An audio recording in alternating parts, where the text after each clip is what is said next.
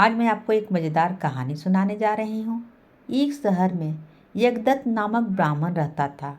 उसकी पत्नी बहुत सुंदर थी, किंतु वह दूसरे व्यक्ति से प्रेम करती थी।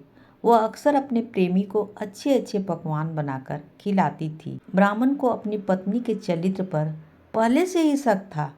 वह अक्सर अपनी पत्नी से पूछता था कि यह पकवान किसके लिए बनाती हो और किधर ले जाती हो। उसकी पत्नी झूठ बोल देती थी कि पकवान तो भगवान के लिए बनाती हूँ और मंदिर चढ़ाने के लिए ले जाती हूँ। तुम्हें कोई परेशानी है? एक दिन उसका पति मंदिर आ गया और भगवान की मूर्ति के पीछे छिप गया। ब्राह्मण की पत्नी मंदिर आई और पूजा करने के बाद भगवान से बोली, हे भगवान, मेरे पति को अंधा कर दे। ब्राह्मण मूर्ति के पीछे सब सुन रहा था और ब्राह्मण आवाज़ बदलकर बोला, तुम घर जाओ और अपने पति को खूब मीठे मीठे पकवान बनाकर खिलाओ।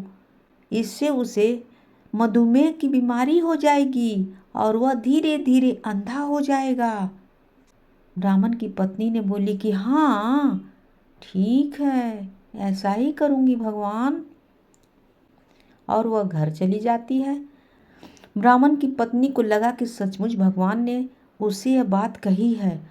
वह बहुत प्रसन्न होकर घर आ गई और प्रतिदिन अपने पति को मीठे मीठे पकवान बनाकर खिलाने लगी। ब्राह्मण भी धीरे धीरे अंधा होने का नाटक करने लगा।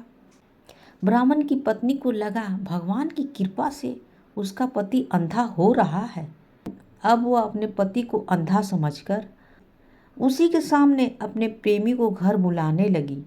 एक दिन जब उसका प्रेमी घर आया तो ब्राह्मण ने लाठी से उसे इतना मारा कि वह मर गया।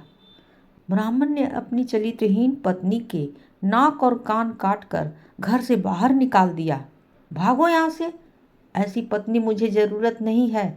तुम जैसा कर्म करोगी वैसा भोगदंड तुम्हें मिलेगा। तुम नाटक करती थी, भगवान के प्रसाद चढ़ाने जा रही हूँ, पकवान बना बना कर भगवान को ले जा रही थी कि तुम अपने प्रेमी को खिला रही थी। ऐसा पत्नी मुझे नहीं चाहिए, भाग यहाँ से।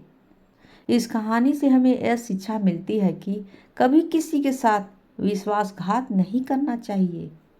कहानी होती है समाप्त।